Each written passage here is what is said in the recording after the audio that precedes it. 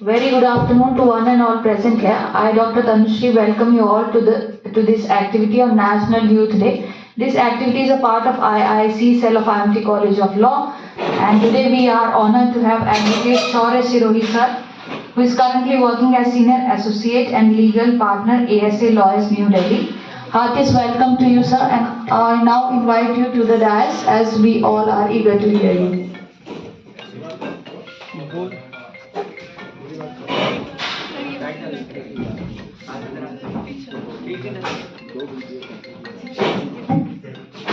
Thank you, ma'am, for this opportunity. And good afternoon, everyone who is present here. So, today we are celebrating Youth Day by IIPM. So, Youth Day is basically celebrated as Jayanti for Swami Vivekananda.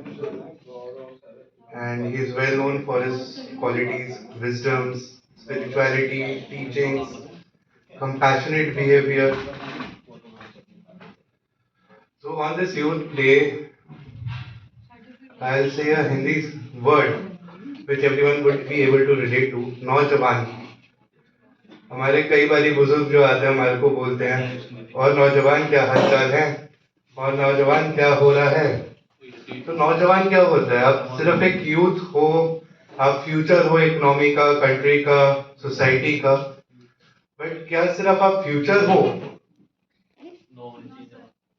आप आज भी हो, आप present भी हो. जब आप अपने आप को एजुकेट करते हो, आप पढ़ाई कर रहे हो, आप अपनी फील्ड में आगे जा रहे हो, तो आप आज को भी डेवलप कर रहे हो, प्लस आप फ्यूचर जनरेशंस को भी डेवलप करोगे, जो आपकी यंगर जनरेशंस आएंगे. आप जब आज पढ़ोगे तब आप फ्यूचर को भी डेवलप कर रहे हो. तो आज का जो यूथ है वो आज प्रेजेंट भी है और फ्यूचर भी है, दोनों चीजें वो एक साथ कर रहे हैं सोसाइटी को. ठीक है. हमारा जो स्वामी विवेकानंद जी थे उनकी क्वालिटीज हम अपने अंदर इनकलकेट कर सकते हैं. उनकी बहुत सारी क्वालिटीज थी, जैसे मैंने अभी कुछ आपको बताया. कंपैशनेट थे, टीचिंग से स्पिरिचुअली इंक्लाइंड थे. वो सारी टीचिंग्स हम अपने अंदर भी ला सकते हैं. हमारे को अपने आप को एजुकेट करना है, और सिर्फ एजुकेशन नॉलेज या बुकिश नॉलेज नहीं होती है, बाकी वर्ल्डली नॉलेज भी होती है. एंड मैं एज अ यंग एडवोकेट ही हूँ जो बैठा हुआ हूँ आप लोगों के साथ यहाँ पे. And I have achieved things. मैंने भी अपने यूथ टाइम में ही अपने आप को आपके सामने रिप्रेजेंट कर रहा हूँ, और आप लोग में से कुछ लोग यहाँ पे मेरे साथ अपना वैल्यू एडेड कोर्स भी पढ़ रहे हैं. तो दे नो मी कि कैसा पढ़ा रहा हूँ, क्या पढ़ा रहा हूँ, कितनी नॉलेज है, कितनी नहीं है. तो वो भी आपको गाइड कर सकते हैं यहाँ पे. तो कुछ भी करना लाइफ में डिफिकल्ट नहीं है. आप लोग नौजवान हो, आप लोग लाइफ में और आगे बढ़ सकते हो और बहुत कुछ कर सकते हो. Thank you.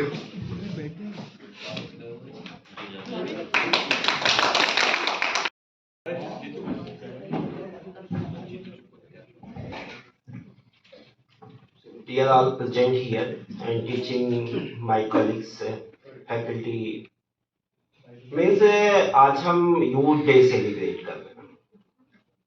जैसे सर ने कहा नौजवान, because we have a different type of energy. Multiple task अगर हमारे सामने रख दिए जाए तो ये जो नौजवान होता है वो भागता नहीं उससे. नौजवान की सबसे बड़ी खासियत क्या होती है? वो भागता नहीं.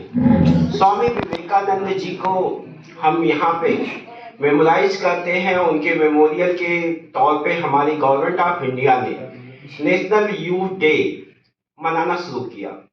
अब स्वामी विवेकानंद जी को ही क्यों टारगेट किया गया? बिकॉज आप उनके बारे में जब पढ़ेंगे तो बहुत बड़ी लाइफ नहीं जीते हैं.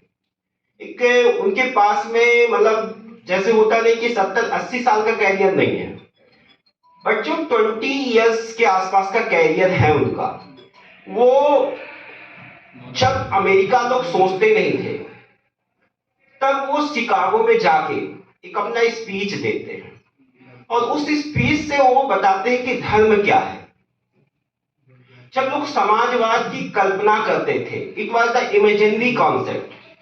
That time Swami Vivekananda elaborate in not in India, in America, what is socialism.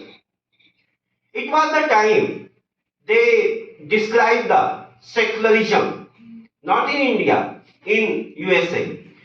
Chicago का जो उनका भाषण है, जो जिस स्पीच को आज दुनिया कई बार रिसर्च का टॉपिक बनाती है, कई बार अपने रिसर्च की जो सिनॉप्सिस होती है और थीसिस होती है उसमें इंक्लूड करती है, तो वो स्वामी विवेकानंद जी की वो एनर्जेटिक स्पीच है जो कई बार यूथ को, जो कुछ ना कर पाने वाला यूथ हो, जिसे लग रहा हो कि जीवन कुछ नहीं है, सब कुछ खत्म हो चुका है,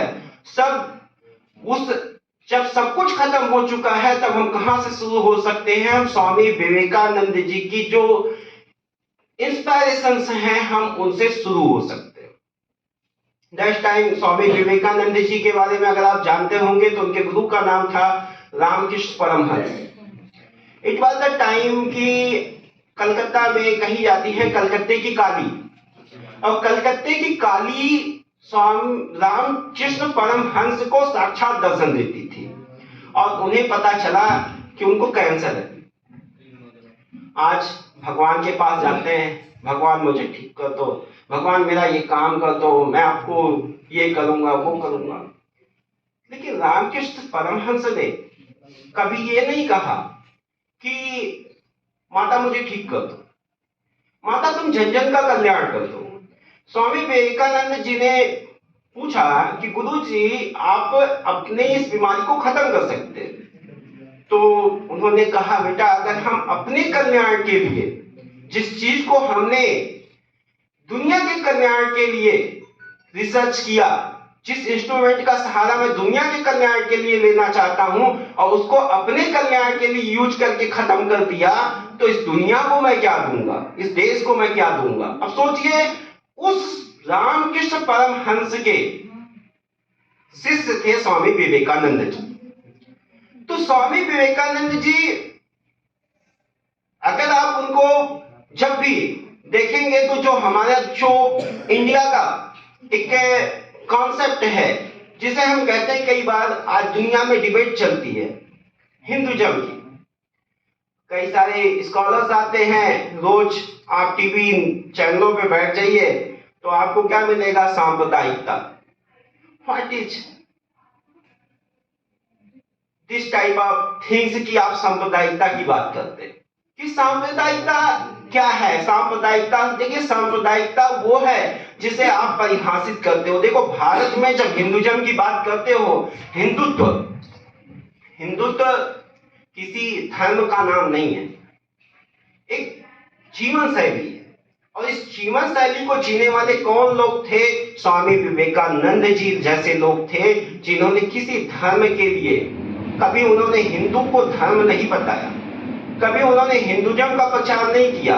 उन्होंने किस चीज को अपना माध्यम बनाया, तो ह्यूमैनिज्म को अपना प्रचार का माध्यम बनाया कि जिस वेपन से इस मानवता का कल्याण हो सके वो वेपन सबसे अच्छा है, वही हिंदुइज्म.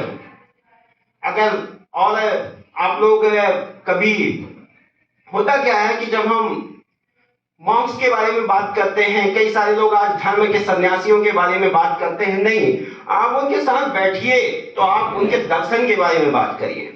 आपको हिंदू की मैं जनरल डेफिनेशन बताता हूँ. स्वामी विवेकानंद जी के फॉलोअर हैं, हमारे अयोध्या में रहा करते हैं. उन्होंने एक बार ऐसे ही बात में बताया मुझे, कहा था कि जो हिंदू शब्द है, अगर आप हिंसा और उसको दूर, जो हिंसा से दूर ले जाए, it is the Hinduism.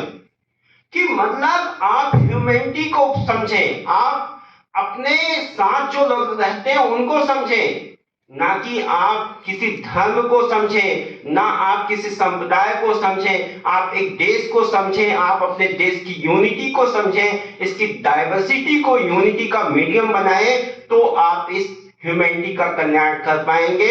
And it will be wonderful for the world कि आप जब दुनिया को दिखा पाए तब उन सब चीजों का महत्व होता है. स्वामी विवेकानंद जी फेमस क्यों हुए? मैंने आपसे बताया कि शिकागो का एक speech,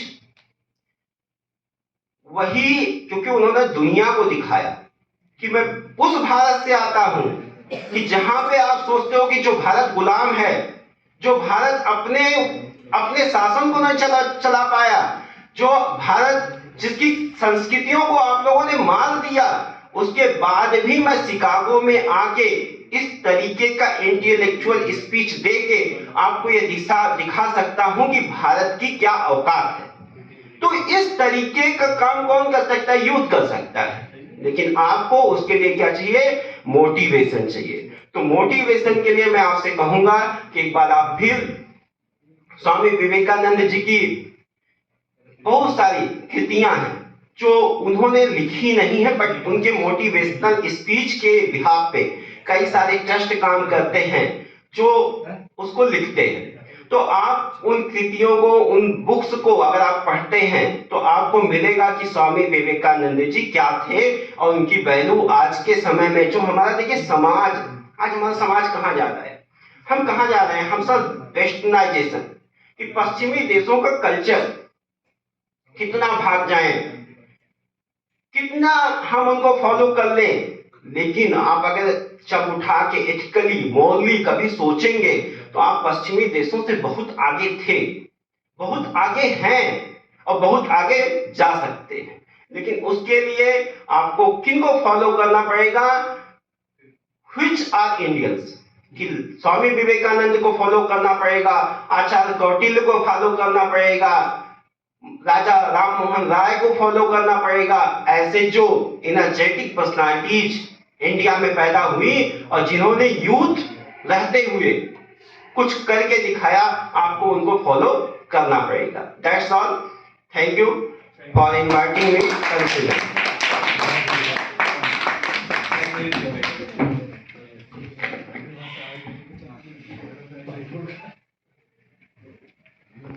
Thank you so much, sir. It was wonderful to hear you. So with this, we come to the end of this activity, celebration activity of ISC, Council of IMT College of Law. Thank you so much all.